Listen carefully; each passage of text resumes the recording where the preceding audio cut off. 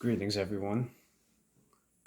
Uh, Welcome to episode 5 of Canadian Meets the South. Today, I'll be reviewing John C. Calhoun, An American Portrait by Margaret L. Coit. This is obviously about John C. Calhoun and goes through his entire life, from um, whom he was born to, um, his father Patrick Calhoun, um, in 1782, to his death, um, in 1850. And if you're if you know anything about the South, um, you know that the most important Southerner before the war would probably be John C. Calhoun, and he's known for um, states' rights and for he's probably the most important vice president who never became president. Um, the so the book goes through many details across his life, and I'll just say what comes to mind. Um, so he was born during the war in 1782 to Patrick Calhoun, and who was a who had served in the South Carolina legislature. And we all know that Charleston is the capital of South Carolina, but um, John C. Calhoun's home hometown was Abbeville, and he was never really considered an aristocrat by the South Carolina high class of Charleston. His father was of the anti-federalist tradition, um, like um, um, many of the anti-federalists. They believe that the United States Constitution was taxation without representation, and it would centralize power, um, and which is why they would rather just have kept the Articles of Confederation. But Coit, I'm not sure if I'm pronouncing her name right, the author, she says that Calhoun did not become a states' rights man because he was a Southerner. He became a states' rights man when he was in the North, when studying at Yale, and then later at the law school nearby. I don't remember the name. And because these Northerners were strong states' rightsmen, and they had threatened secession multiple times, as everyone knows. When Calhoun was 20 at Yale, Thomas Jefferson was the president of the United States, and as you know, the Northerners threatened secession over Jefferson becoming president in 1801 after defeating his running mate Aaron Burr.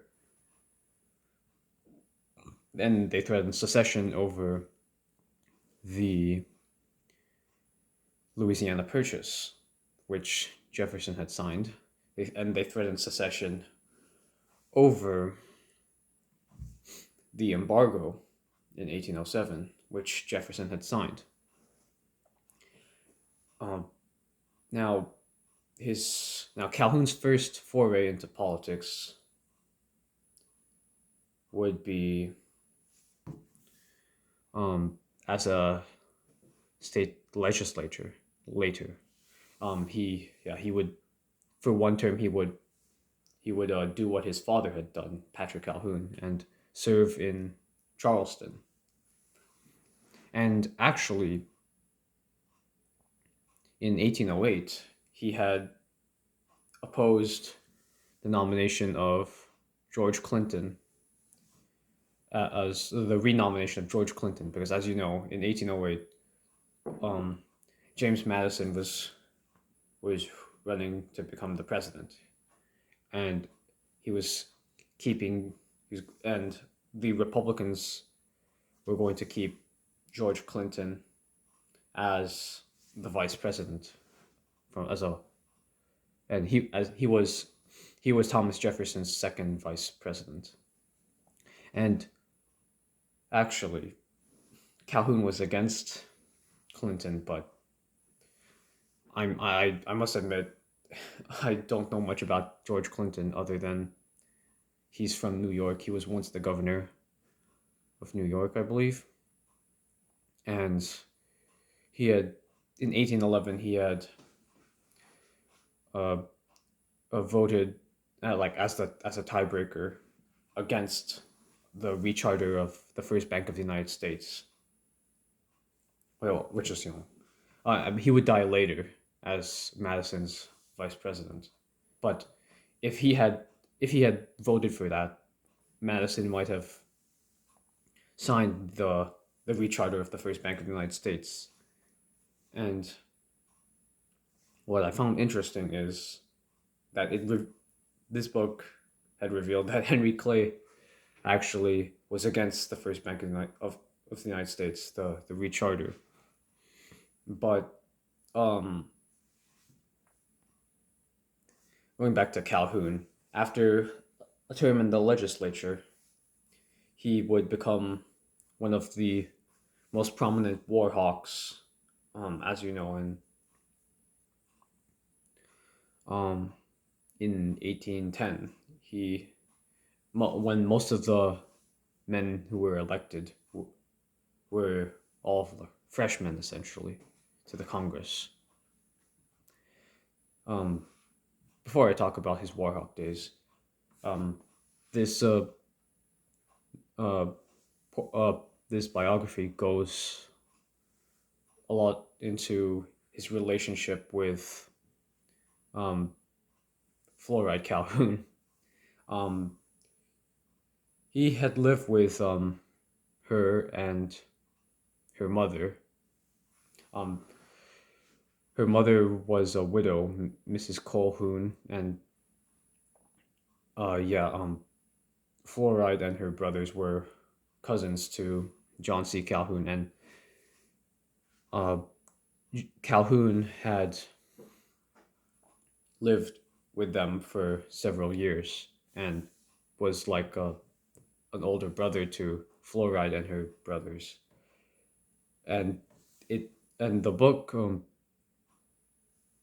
give, wonders, I guess, like, speculates whether Fluoride actually loved um, John C. Calhoun as a man, um, or was there always, or if there was some distance between them, because, well, one thing was, she would always refer to him as Mr. Calhoun, even as his wife, and you'll see the how the relationship uh, affects his life later on. But Calhoun was a war hawk, was elected in 1810 as a war hawk, and along with Henry Clay, and Henry Clay became Speaker of the House and had assigned Calhoun as uh, I believe chairman of one of the committees, and he this would this and during this time he he would establish a strong rivalry with John Randolph of Roanoke, who was at this time and until his death the most, I'd say he was the principled Southerner, leader of the Southerners. He was the leader of the Tertium Quids, or the Old Republicans, in Congress, but he would lose his seat. Randolph would lose his seat in 1812 because he was against the war. Then he had talked about how part of the war was about conquering Canada, and how there might be slave revolts if the men in the South left to fight the war. And obviously the Northerners did not like the war either because they were trading with Great Britain. But Calhoun and Clay really pushed for the war, and Madison, James Madison, who was the president at the time, was initially reluctant to support the war, but he went along with it, and then the War of 1812 became known as Mr. Madison's War.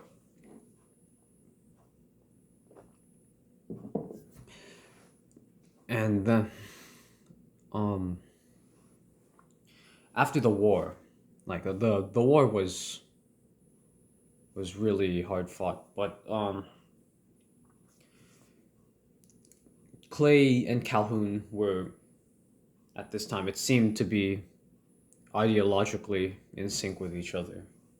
They were both, as war hawks, they had also supported what Clay would call the American system, which is, which comes really from Alexander Hamilton's American school, which consisted of three major things: high protective tariff, a central bank, and internal improvements, which were essentially corporate welfare for things like railroads, bridges, canals, etc. And James Madison actually signs the Second Bank of the United States into law, and he also signs the tariff of 1816, which would be a Pandora's box. John Randolph of Roanoke had predicted that the protectionism wouldn't stop with 1816, and Calhoun didn't. I guess he didn't realize this, but Calhoun's bonus bill, which was an internal improvements bill, was actually vetoed by Madison the day before he left office. And Calhoun was pleading with Madison not to do it, but Madison had said, I don't find any power in the Constitution that allows for the central government to do it, to have internal improvements. Madison was sympathetic to Calhoun's idea of internal improvements. He didn't think it was the worst idea ever, but he believed it was unconstitutional. Now, I'd say to Madison, what do you think the Bank of the United States was? Because that the internal improvements, his logic for internal improvements should carry over to the Central Bank of the United States, but James Madison is known for being inconsistent. Sometimes he'd be closer to Jefferson, and other times he'd take positions closer to Alexander Hamilton, with whom he wrote the Federalist Papers alongside J. Hill. Oh, sorry, John Jay. I'm thinking of the leader of the Maverick Party in Canada here, J. Hill, but it was John Jay. And the the thing that was near the end of Calhoun's career, at least in the House of Representatives, was voting for a pay raise because this really angered the citizens of the different states. And Calhoun um, justified it by saying that there's some guys who are really talented and they shouldn't be restricted from going to Congress just because they couldn't afford it, or so that's why they needed a pay raise. And this was very arrogant of Calhoun, and I think Coit points it out correctly that this wasn't exactly statesmanship, and there were some other unstatesmanlike things that John C. Calhoun would do, but um, it didn't seem to matter. He had, because afterwards James Monroe would appoint him as Secretary of War, but he had faced two opponents in his last election back in 1816 for his last election to the House of Representatives. But he had been appointed by James Monroe to the cabinet as Secretary of War. And this is now you might think that this is not a big deal, but during the war, during the War of 1812, James Monroe had served as both the Secretary of War and the Secretary of State. So James Monroe um, had to find someone. Like he wasn't the immediate successor to the Secretary of War. He was someone else. Um, there was someone else between Monroe and Calhoun, but and I don't remember the name unfortunately, but Calhoun's job was to rebuild the army, because the army wasn't in good shape after the War of 1812. So James Monroe had that in mind for Calhoun, like as a successor to secretary as to the War Department, and he had a Monroe had a good relationship with Calhoun, or so it seems, and now the Federalists by this time were dying, but um, I'll say this: one of Calhoun's children had died young during his days as Secretary of War, and Monroe and his daughter were trying to were supportive of him and fluoride during this time because yeah Calhoun had moved to Washington D.C. I don't even know James Monroe's daughter's name, but she was mentioned there, and um the issue with Andrew Jackson and the the Spanish Florida crisis was mentioned. Andrew Jackson was really famous. He for he had fought in the Revolutionary War, or the War for Independence, the American War for Independence, um, as a child, and but he is famous mostly um, for the Battle of New Orleans during the war, which people say there would not be a United States of America had Jackson lost the Battle of New Orleans. And but so Jackson was still in the military during James Monroe's presidency, and he had said that he would he would conquer Spanish Florida within a matter of 30 days. And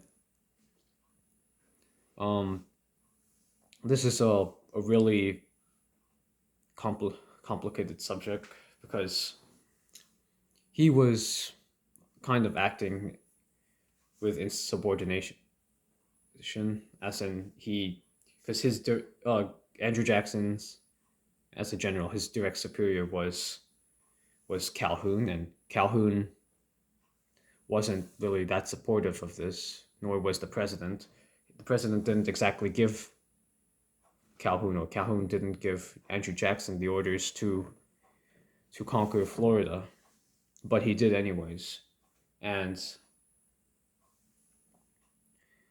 actually, Calhoun had brought up in cabinet about that he was interested in investigating Andrew Jackson for for his antics at Florida. But John Quincy Adams, who was the the Secretary of State, wasn't interested, was supportive of this, and he said, "Why don't we offer in cabinet?" He said, "Why don't we offer to the Spanish king some money for Florida because it's either take our money or we'll just take Florida for free." So there wasn't really much that the Spanish king could do at this point. But William H. Crawford was there, and he he would use Calhoun's desire to investigate Jackson as a wedge between them when Calhoun was vice president and Andrew Jackson was president. But it goes into the election of 1824. How Calhoun initially wanted to be president, and Coit said that if he had become president, the path to consolidation might still have gone. He might not have um, stopped the war in 1861. Had but we really don't know that. We don't know if things could have been different because um then how do I say this? The nullification crisis wouldn't have happened. But I'll get into that after I talk about John Quincy Adams and the election because he he realized he couldn't win. Calhoun realized he couldn't win, so he settled for vice president, and he had there were four other guys running. Henry Clay, who was the Speaker of the House, he was still in the House of Representatives. There was John Quincy Adams, Secretary of State. There was the Secretary of Treasury, William H. Crawford. There was, and then there was Andrew Jackson, the General Andrew Jackson, the hero of New Orleans, and John Quincy Adams had remarked that that Calhoun was telling people that was telling the supporters of John Quincy Adams in the Northeast that Calhoun was for Adams, and telling people in the South and the West that he was for Andrew Jackson, and that's why Calhoun won the vice presidency in the landslide in 1824, but the presidency went the election to the presidency went to the House of Representatives, and it was a close election. There was this Revolutionary War general who was serving as a member in the House of Representatives, and New York was the deciding vote, and the New York delegation was split between Adams and Jackson. And this old general, he usually took orders from his wife, but Clay but his wife hadn't told him how to vote for this one, and Clay, as Speaker of the House, he had written a piece of paper and then given it to the general, like in the House of Representatives. His name said Adams, The paper's name said Adams, and the general said, "Oh, forgive me, God, for what I'm gonna do," because he didn't know who to vote for, so he just saw what Henry Clay had written and voted for Adams. Now Henry Clay was fourth, so he was no longer in the race because it was the House of Representatives had the top three people: Jackson, Adams, and Crawford. And um, so Jackson's supporters were infuriated by this. And there's also this congressional caucus, but before the 1824 election, that the congressional caucus had supported William H. Crawford, and actually they kind of did in 1816 against Monroe. So, but there were some shenanigans in which Monroe was somehow able to get the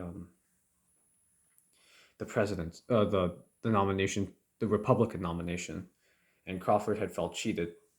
So he thought it was his turn in 1824, but yeah, he didn't get that either. But he became sick during 1824, so this really hurt his chances at becoming president. But Martin Van Buren did support him, and Martin Van Buren was in the Congress at the time. Now, but um, Adams would become president because of this, and Andrew Jackson's supporters decried this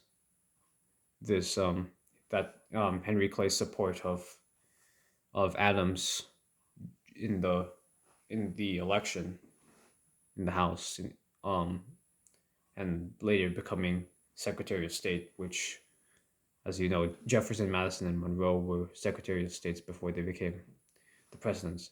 This relationship between Adams and Clay was known as the corrupt bargain.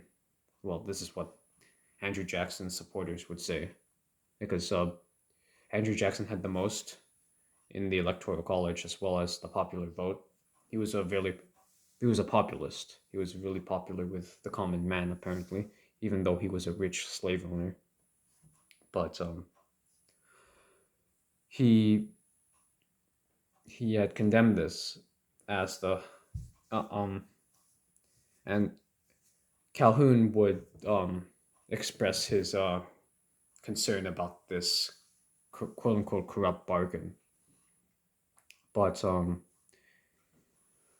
he was the vice president, and in 1827, I he had he was the tie breaking vote against the wool tariff. I remember reading like some time ago, um, Strom Thurmond in 1957. Yeah, sorry, 57, 53. No, it's probably 57. In which around this time, a committee led by Senator John F. Kennedy had designated five of the most important senators, and one of them was John C. Calhoun. And Strom Thurmond, being from South Carolina, obviously was delighted that Calhoun was considered by like the modern Senate to be one of the greatest senators to ever live. And he had written about how he had voted against the wool tariff. And but yeah, that's just an aside. Strom Thurmond, of course, really loved John C. Calhoun, but we maybe can talk about Thurmond later on in this podcast. Um, but so a tie was actually arranged in 1827, but it was not. But there was no tie for Calhoun to break in 1828, and which was when the Tariff of Abominations was passed. Actually, Martin Van Buren had shepherded the Tariff of Abominations in the Congress, and this was the Tariff of Abominations was meant like there were people who weren't protectionists at all, but they wanted to destroy John Quincy Adams, and so that to make way for for Andrew Jackson, and yeah, Calhoun could not.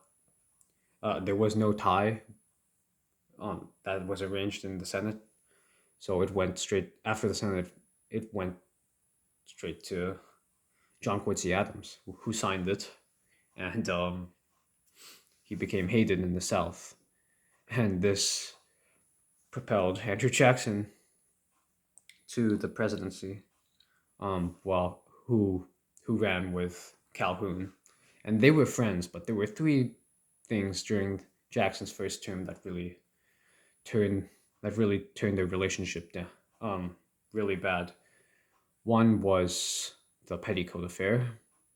Um, uh, Peggy Eaton, who was the wife of the Secretary of War John Eaton, who was Andrew Jackson's friend, was being ostracized by the rest of the cabinet wives, led by Fluoride Calhoun. And this is Fluoride Calhoun is known for historians credit her for destroying her husband's chances at becoming president, because Andrew Jackson had told John C. Calhoun to make his wife stop treating Peggy Eaton as um as an outsider, but and Calhoun said, "I can't do that." That's something I learned about Calhoun during this while listening to this book. Calhoun really was more wasn't that much of a sexist, I guess. He really respected women, and he let his wife Fluoride do most of the raising of the children, most of the rearing of the children, and he wouldn't object to anything she do, and also like he didn't want to ruin his relationship with his mother-in-law either, and um he would later his deepest relationship would be with his daughter Anna Maria, who would marry Clemson. And as you know, I think there's this university called Clemson University in South Carolina. Um, and his relationship with Anna Maria was his deepest relationship ever, because he would talk a lot about politics with Anna Maria.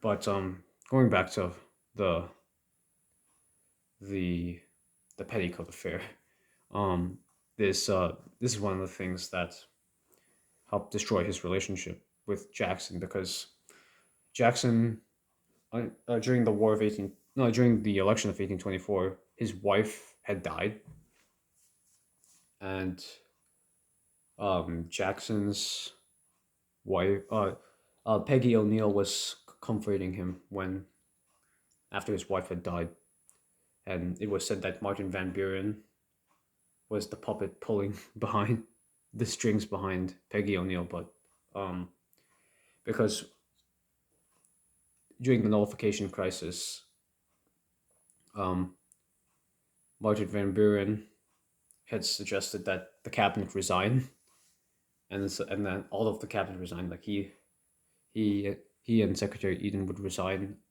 Like I think Van Buren was the Secretary of State. I don't remember at this time, but he would they would all resign over this thing because work wasn't getting done because of this crisis, and then Jackson would appoint everyone new people. Um, and in 1832, before I talk about that, before I talk about in 1832, in 1830, Crawford decides to put the wedge between Jackson and Calhoun by talking about giving cabinet secrets about how he would say, kind of erroneously, that Calhoun called for Jackson's arrest during the Florida affair. And this technically was not true, because Calhoun only called for the investigation. But the problem is, I guess, I mean, the how could not an investigation can lead to an arrest?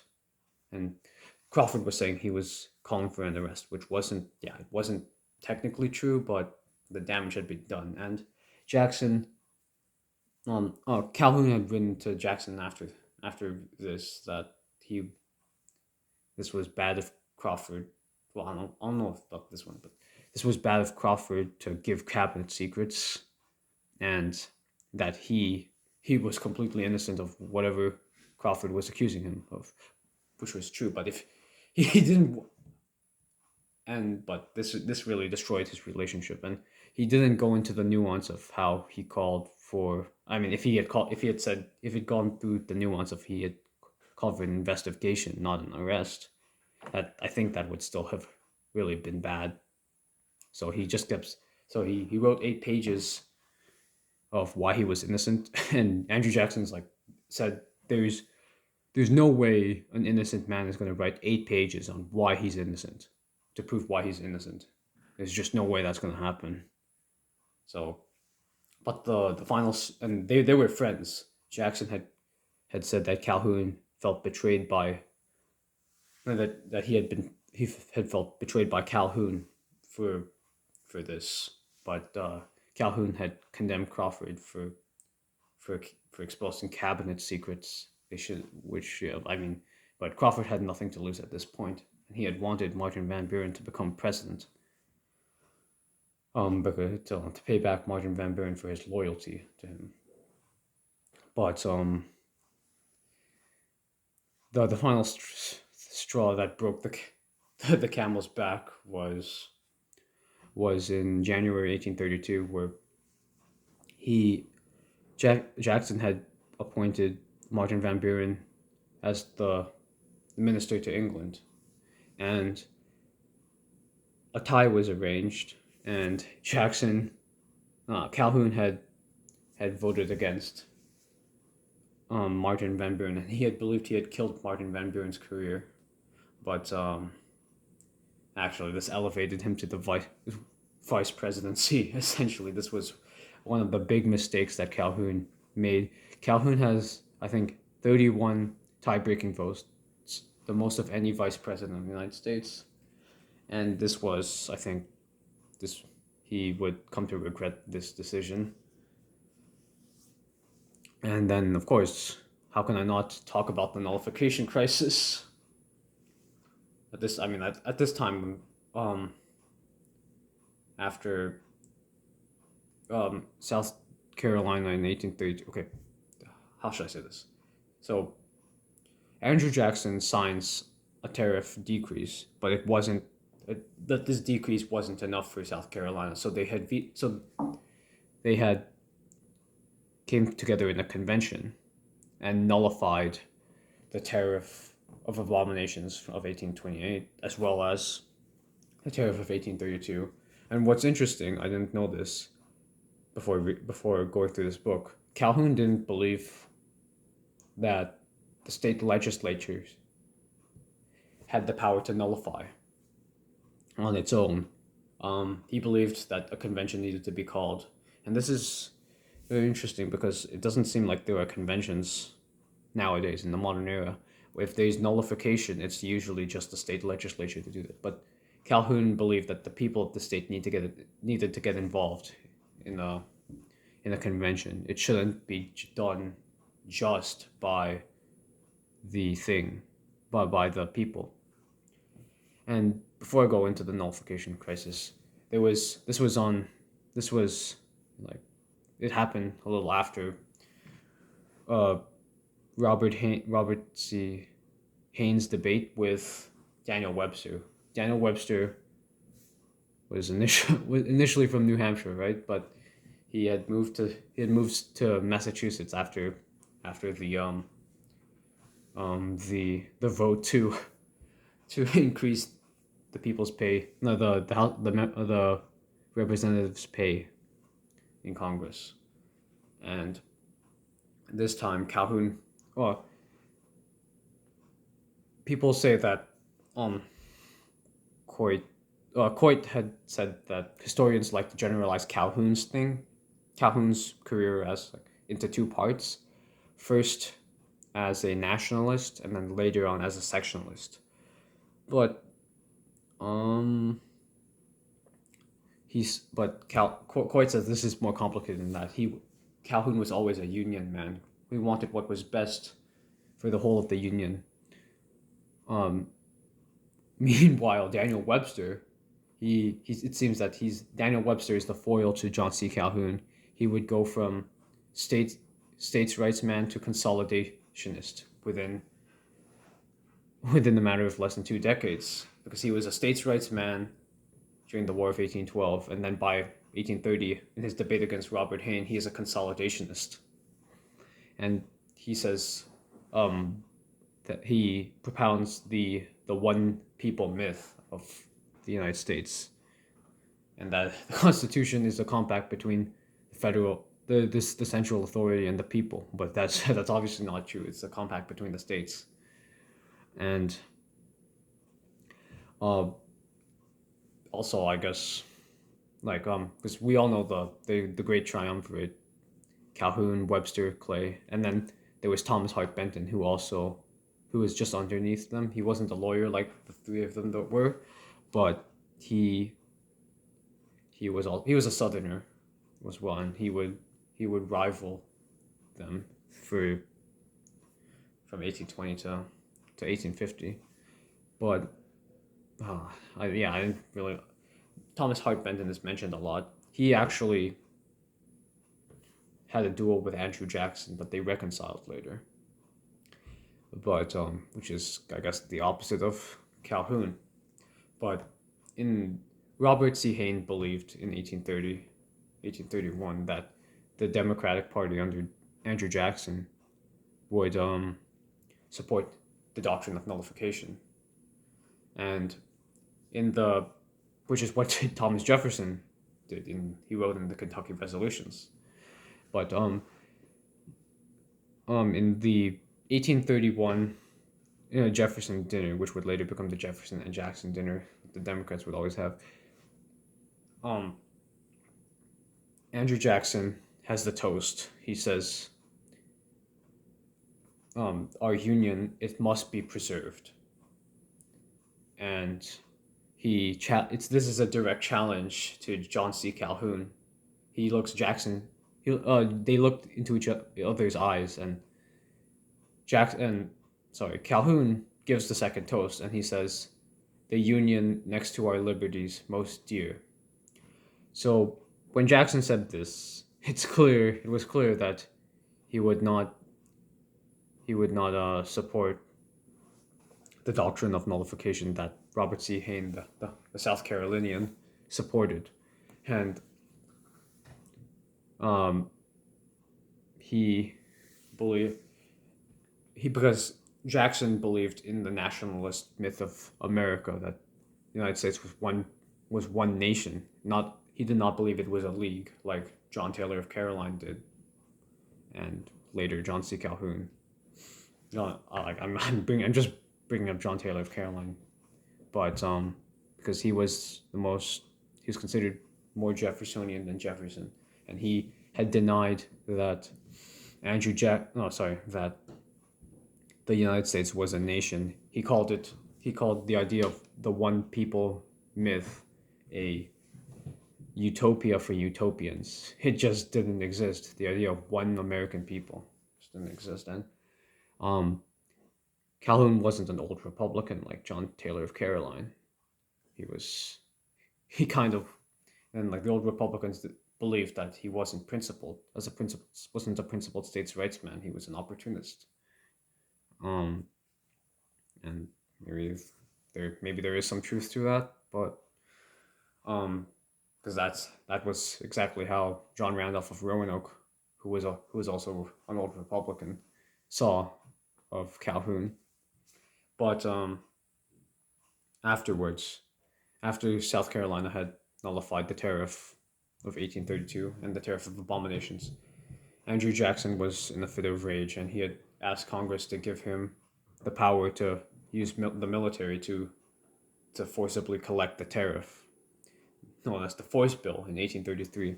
And while Calhoun, after Calhoun had resigned from the vice presidency to replace Robert C. Hayne would become the the governor, replacing James Hamilton in South Carolina, while um, yeah, to make room for John C. Calhoun, who was a much more talented speaker, and and then Calhoun would later engage in debate with his with Daniel Webster, who he was friends with, and he was friends with Clay still too.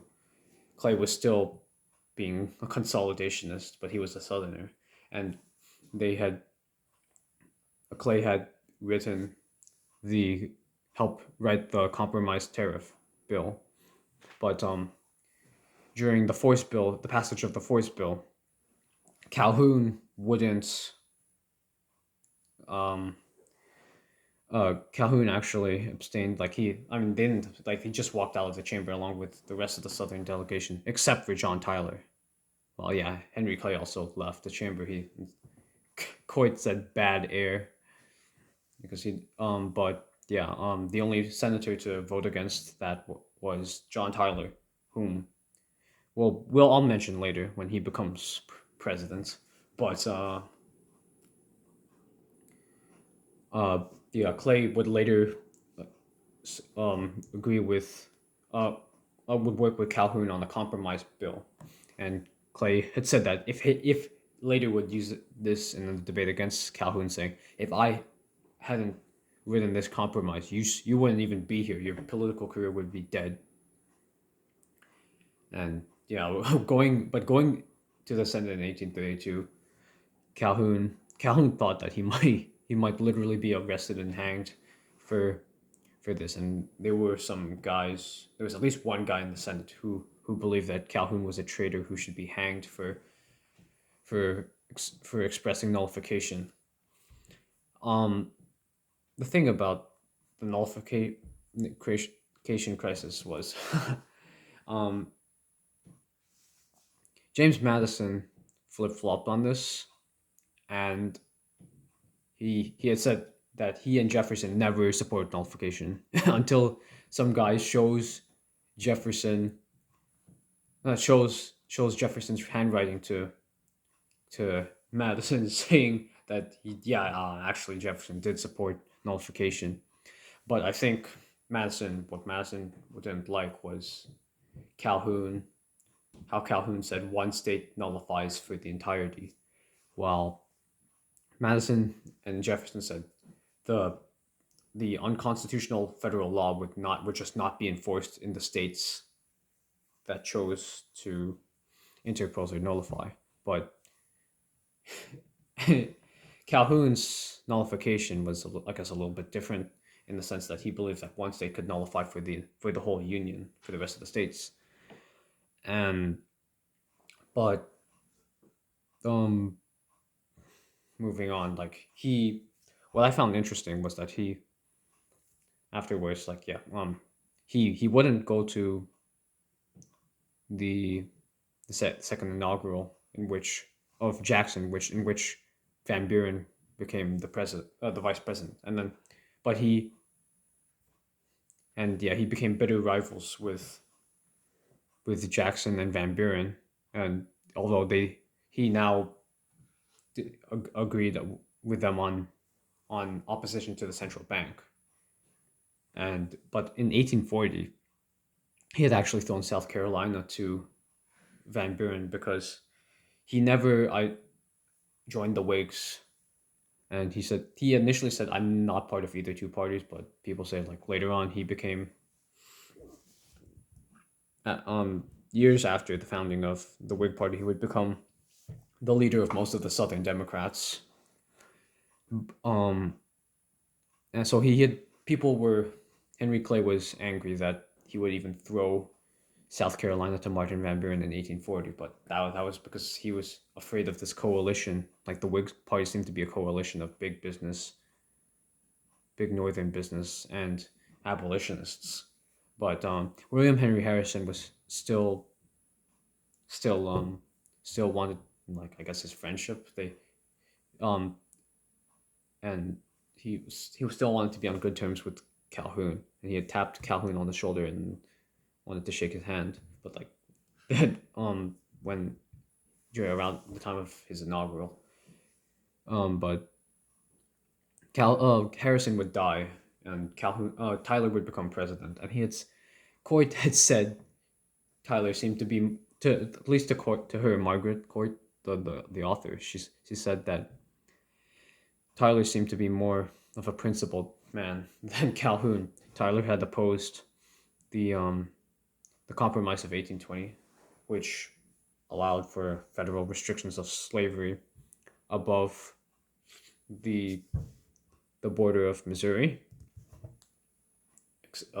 above the southern border of Missouri, except for Missouri itself, and the entire cabinet had had had had the entire Monroe cabinet had supported this, including Calhoun, although he was skeptical at first. But and and I think Adams had told him that he was doing it. He was really skeptical because of morality, but uh, Calhoun had said how were I don't think the founders would agree to this, like the drafters, like the founding generation, and I don't think that they're any less moral than we were. But he would hold on, and I would say, oh sorry, I lost my train of thought. I had to relocate. Um, John Tyler was more principled than that, because not just because of that, not just because of the Compromise of 1820, but he had voted against the Force Bill while Calhoun had walked away from it, and John Tyler as well as John Randolph of Roanoke, who died not long after the passage of the Force Bill.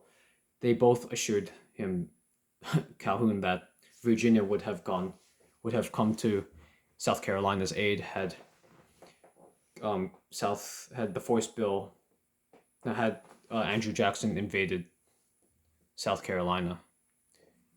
Calhoun actually was debated heavily against the Force Bill, saying it was the repeal of the United States Constitution. But and and South Carolina did nullify the Force Bill, but I mean, the damage was done because 28 years later, Andrew Jackson, Abraham Lincoln would invade the South over tax collection, like he said in his inaugural in 1861. Now, Calhoun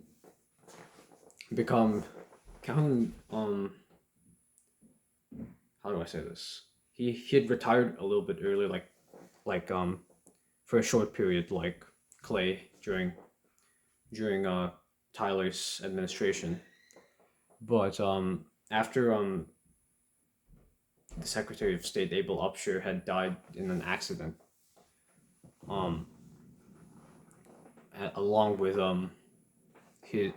John Tyler's future wife's father-in-law, um, Tyler's friends really tap Calhoun to become the vice. To become the Secretary of State, and and Calhoun accepts, and although to Tyler wasn't really looking forward to it, because Calhoun initially rejected the Secretary of State position, but he went with it anyways, and he had a good relationship with Julia Gardiner, who was the 30-year, who was 24, and like Tyler was 54, and they become married together after Julia's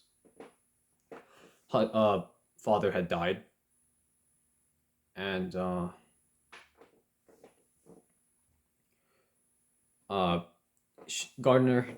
Julia Gardner had a good relationship with Calhoun, and because like there were some people that were saying Tyler was not that Gardner was only marrying Tyler because he was the president of the United States, but Calhoun still offered her friendship and would stand by her. I thought that was pretty cool. Um, and so the issue with the issues that were facing Calhoun as Secretary of State were Texas annexation and Oregon annexation. Now Texas, his treaty was initially rejected, like to annex Texas, but then after the election of 1844, in which Polk campaigns on being campaigns on defeats Van Buren like in the Democratic convention, and campaigns on annexing Texas because while Clay he told the North that he was against annexation, while he told the Southerners that he was for annexation. I mean, that was his. He was doomed to lose because of that. So after the election, the Texas was annexed by joint resolution because the treaty that Calhoun needed 2/3 in the Senate, but that wasn't, but he wasn't able to get that.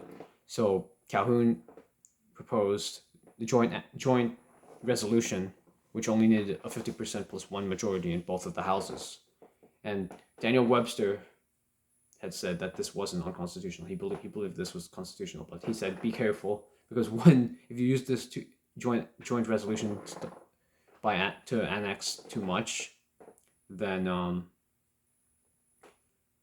then one day maybe all of Canada would be would be annexed by joint resolution, and because Webster said that there were two ways. The Constitution did not specify which way, which to annex territory or a state, and it said it could be either joint resolution or treaty, and so this was constitutional.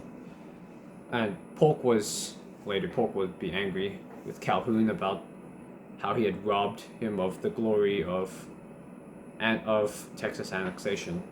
But what I liked about Calhoun was that he still supported the he still supported Oregon, so in the State Department it was even though it was a free state, and he said, but during his Secretary of State, like when trying to annex Texas, he said to the world that it was to preserve the institution of slavery. And Andrew Jackson was initially, like before he said this, Andrew Jackson was glad that his old rival agreed with him on Texas. But then when he brought up slavery, Jackson said that he was being a traitor because this talk of slavery would dissolve the Union, obviously. But Polk, now he didn't get a war with England over Oregon, but he did have the war with Mexico because he had sent Zachary Taylor to past the Rio Grande, I think, which wasn't supposed to be American territory.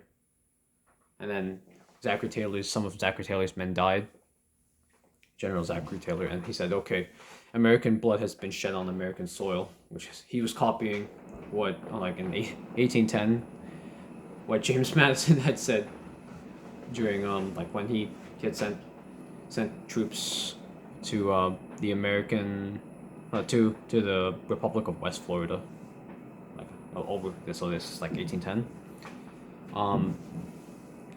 I have the details wrong, I'm sure, but yeah. And Calhoun. See, the thing about Calhoun is he was trying to preserve his rights as the Southern rights, right? Because he didn't want any slavery, any interference with slavery. And then, well, Polk was, even though he was a Southerner, he said to Calhoun, I'm the president of the United States, not of the South. And I'm gonna do what's best for and I'm okay. So Polk hated Calhoun. He expressed his hatred for Calhoun, saying that all Calhoun wanted to do was be president, and he would do it.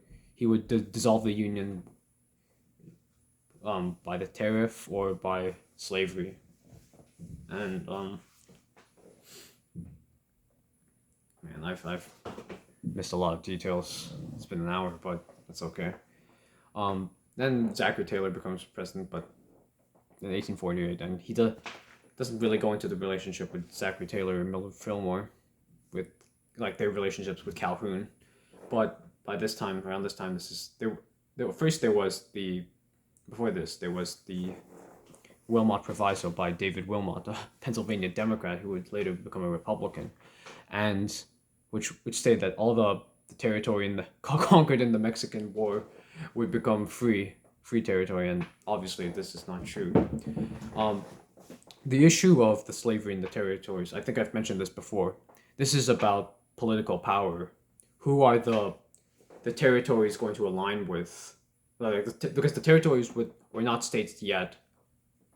So constitutionally, the federal government, they were under the control of the federal government, right? But the federal government does not have the power to infringe on any type of property rights, which includes slavery.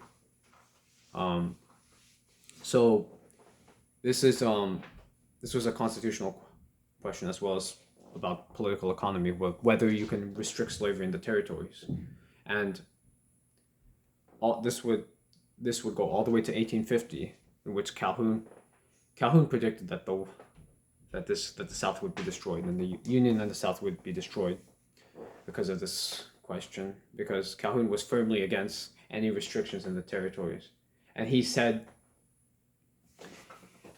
yeah, this is unconstitutional. And this brings up Margaret Coit brings up Jefferson Davis and Alexander H. Stephens. Alexander H. Stephens actually expressed his skepticism for the good of the Union. In the Georgia's Constitutional Convention to secede, which is over 10 years after Calhoun dies, he actually supports staying in the Union because he believes that the Union would protect slavery, because there was the Fugitive Slave Act. But while Robert Toombs, they were both Whigs, Stephens and Whigs, Georgia Whigs, but Robert Toombs actually was one of the ones who supported secession. But 11 years before, he was the leader. I think he was the leader of the Southern Whigs, and he mocked Calhoun, saying he is bringing up the slavery question because he wants to be president of a Southern Confederacy, which after Calhoun resigned from the vice presidency, that was certainly not true. Calhoun knew his chances were over, but he would use the fact that some people wanted him to be president to get his voice out. Still after 1832, but it talks about Robert Barnwell Rhett a little bit, how Rhett, this relationship, he had a relationship with Rhett, Robert Barnwell Rhett, as well as James Henry Hammond. James Henry Hammond was only 21 when the Tariff of Nullification, the Tariff of Abominations was passed, and William Barnwell Rhett was around that age too, and Robert Barnwell Rhett, and Coit said that if Calhoun had chosen Rhett to be his successor, Rhett was a nullifier, while Jefferson Davis wasn't. Jefferson Davis from Mississippi wasn't. He said things might have been different, because when Jefferson Davis becomes president of the Confederate States, even though Davis believed even though he was against nullification, he was a states' rights man, but he was against nullification, which was actually John Randolph of Roanoke wasn't really a nullifier either, but he believed in secession. I think I talked about this in my previous podcasts on Jefferson Davis and the rise and fall of the Confederate States. But Jefferson Davis wasn't a nullifier, and Coit pointed this peculiarity out. How if Rhett was a fire-eating nullifier, and like the term fire eater was initially referred to Calhoun, but like it later became applied to the secessionists in South Carolina, some of whom hated Calhoun, and they said, "Why are you nullifying? Like, why? What's the point of nullification what's the point of staying in the Union if you're not going to follow the laws?" So yeah, what is the point of nullification? And I guess that was Jefferson Davis's position, but you would see this in his centralizing tendencies as president of the Confederate States. He rejected the idea of nullification.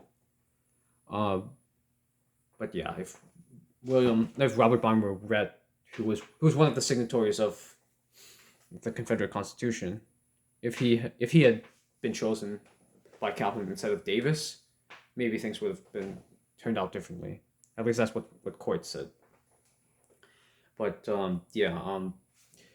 by the time of the Compromise of 1850, Calhoun was a dying man, and his friends Clay and Webster were crying over him, even though Clay and Webster supported the tariff of the Compromise of 1850, because Clay had said because he had said to Clay and Webster that the general government does not have the power to allow or disallow slavery into in the territories. Only the states have the states are the sovereigns. Only the states have the power to regulate property rights, including slavery. Only the states can end slavery, not the central government. But yeah, after they cried over, both of them cried over. I'm pretty sure both of them cried over Calhoun's dying, and Anna Maria wasn't in America at that time. I think she was in Europe, and yeah, she cried how she couldn't be with her father when he died. But I think his son Andrew was with Calhoun, and Calhoun was really, yeah, he died with being a prophet like Randolph. Randolph was a prophet about the tariff, and then Calhoun was saying, yeah, the tariff, not just the tariff, like the whole Union's gonna be, then the South will be devastated. And Calhoun was right, but I don't know, but yeah, he was mocked by, it's so weird, he was mocked by Robert Toombs for his opposition to centralization, and then 11 years later, Robert Toombs is supportive of secession for Georgia. So what I found about this, I'll just talk for, it's been a long podcast. I'll talk more generally about this book. What I found about this podcast is that it'd like to talk about the difference between a democracy and a republican form of government. And yeah, the last chapter talked about the disquisition and the discourse on government published after Calhoun had died. He had written this during his dying years, last couple dying years, and how this is important political philosophy. But what I liked about the book in total is not just like the talking about the difference between a democracy and a republican form of government, but also it used a lot of nationalist language to describe America, to describe the United States, but it made sure to bring up towards the end that Calhoun denied that the United States was a nation like England or France. It was each state in 1776 was a nation equal to England and to France, each of the 13 states. This was Calhoun's belief. He denied that it was a nation. He called, well, not in this book, but I remember Marco Bassani saying that John C. Calhoun said that the United States was an assemblage of nations. So yeah, even though the book used a lot of nationalist language, it made sure to point out that Calhoun did not believe that the United States was a nation. So I really like that. And although it did talk, it brought up Abraham Lincoln a lot, but Coit said that if they had met together in the Senate or something, that Calhoun would really respect like his articulation, Lincoln's articulations against slavery or something. I don't know. Like I felt like Coit was trying to paint Lincoln in a little bit of a positive light. Like I'm not sure if I like that, but yeah, this I'll say now, well, like the last things like I usually do about how Calhoun relates to Canada. So in Canada, we also have a federal system, and but uh, it was because of the war in the 1860s. This really influenced the delegates to be more centralizing, and so the federal government has more power in Canada than in the United States. At least that's how it's supposed to be. But no one questions the right to nullify and certainly not to secede for each of the provinces, because as provinces they were not sovereign entities like the states are, the American states. The provinces were creatures of Canada, were established as creatures of Canada, while the federal government of the United States is a creature of the states. But yeah, the federal if the federal government, example, like I'll bring something today, like Justin Trudeau would want let's say Justin Trudeau's would want vaccine passports, right? So if that would happen, the premier of Alberta, Jason Kenney, whom I don't really like, I saw a tweet one day of him condemning the Confederate flag and what it stood for when there was a Confederate flag in an Alberta cemetery. I'm like, yeah, I tweeted him that he was a hypocrite because he's against the carbon tax. He's fighting against a tax oppressive federal government, and for his own autonomy, like as premier, right? But that's exactly what each of the Confederate states were doing. They were fighting for their own autonomy against an oppressive federal government, a tax oppressive federal government. So I'm certainly not a fan of Jason Kenney.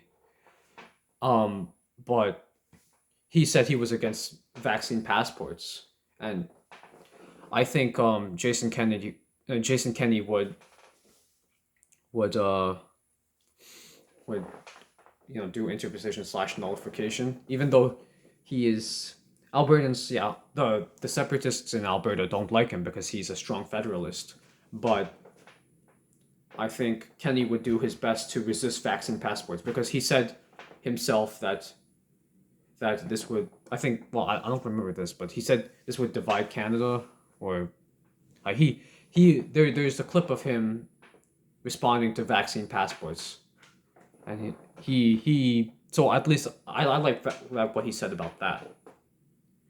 But yeah, Jason Kenney's United Conservative government in Alberta I'm sure they would nullify like a federal vaccine passport. And many of the states, like I think in America there are at least 20 states that would nullify a federal vaccine passport because they had banned vaccine passports months ago, several of them. But like the way the vaccine passports are, like some just banned the government vaccine passports, or while others like Montana, Florida, Alabama, they also banned um, private businesses from vaccine passports, because what I liked about that is I do believe, obviously I'm a free marketer. I believe in a government, in businesses generally not being told what to do. The problem is that the federal government is influencing these businesses. In the United States, the federal government is so big, they can influence local businesses, small local businesses.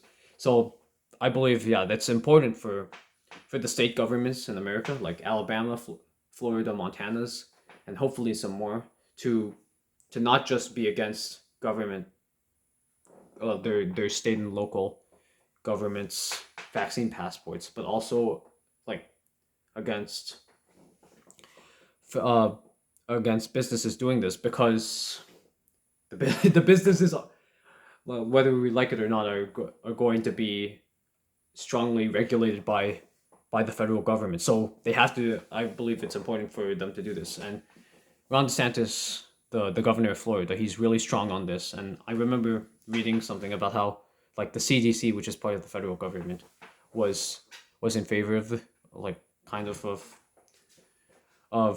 cruise lines wanting people to be mostly be vaccinated before entering on a cruise. And um obviously the governor of Florida is strong against this. And he said, anyway, what he says about vaccines, he's like, yeah, I encourage people, especially if you're really old, to take the vaccine, but I would never force the the forced vaccines, and I would he would fight to the death to prevent other governments, be it the local governments, which are creatures of the state of Florida, or the federal government, which is a creature of the states, to enforce like vaccine passports.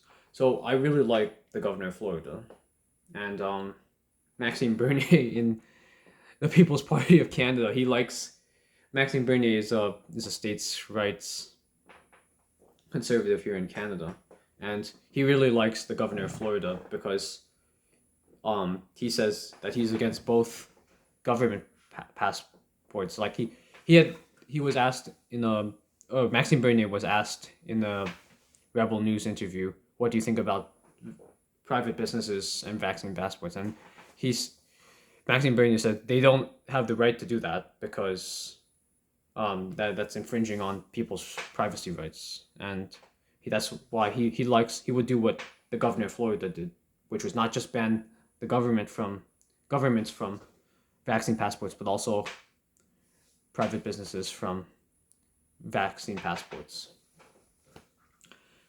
But yeah, we need the point of Calhoun's philosophy is power checking power, and in the disquisition of government, you can see that he's a Jeffersonian to the core. Jefferson had written not just the Kentucky resolutions of 1798 and 99, but also the Declaration of the Rights of British America in 1774. He was in which Jefferson was. This is even before Calhoun was born. He was writing to the king that the king must check the power of the parliament, because it was really the parliament who was doing the taxation without representation.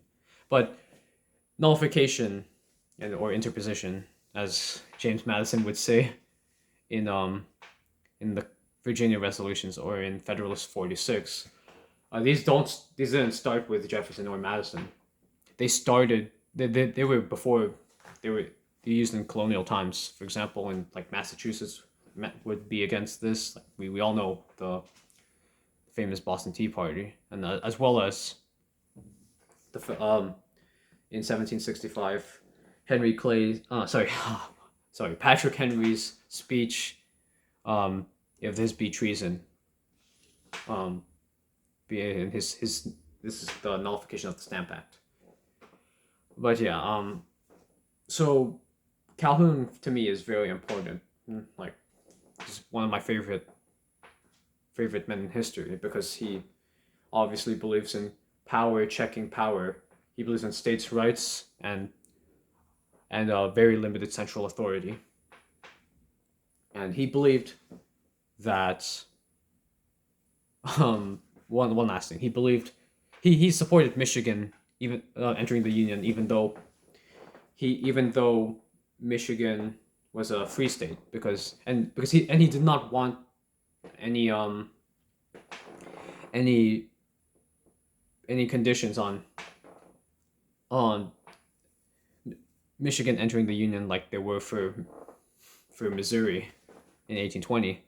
And in that speech in January 5, he also calls out Van Buren for even though Van Buren called himself a Democrat, he was literally appointed by Andrew Jackson to be the next president, and no, at least to be the nominee for the Democratic Convention. And like this was this quote unquote Democratic Convention was a sham of democracy, according to Calhoun.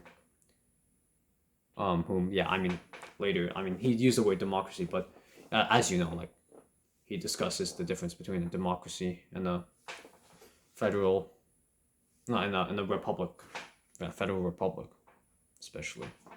But yeah, that's it for today. I could have sorry I'll try to. I'm not sure what's going to be my next podcast fodder, but I'll see. Thank you for listening to Canadian Meets the South, and if you're watching on YouTube, you might want to hit subscribe, because I believe I have 0 subscribers as of right now. But thank you for listening, if you're listening on Anchor.fm or if you're listening on YouTube. All right, see you.